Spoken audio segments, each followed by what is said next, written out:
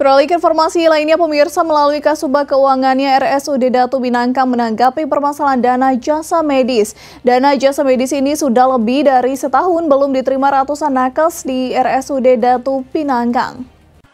Permasalahan dana jasa BPJS yang menjadi hak tenaga kesehatan di RSUD Datu Binangkang yang sudah lebih dari setahun tidak dibayarkan mendapat tanggapan dari pihak RSUD.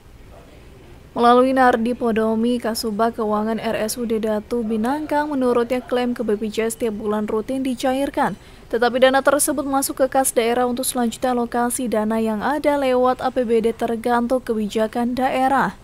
Sehingga dana yang diklaim dari BPJS tidak otomatis diterima dengan nominal yang sama oleh RSUD. Jadi jasa medis yang belum dibayarkan itu kami bayar jasa medis itu sesuai dengan anggaran yang ada di RKA.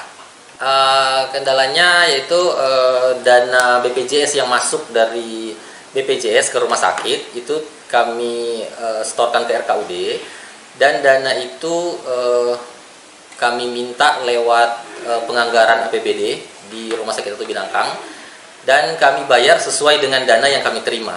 Kalau dana BPJS itu ada yang dana operasional, yaitu kita bayarkan untuk obat-obatan. Jadi kita khawatirkan itu akan terjadi hutang. Ada beberapa obat yang tidak bisa dibayarkan karena dananya sudah habis.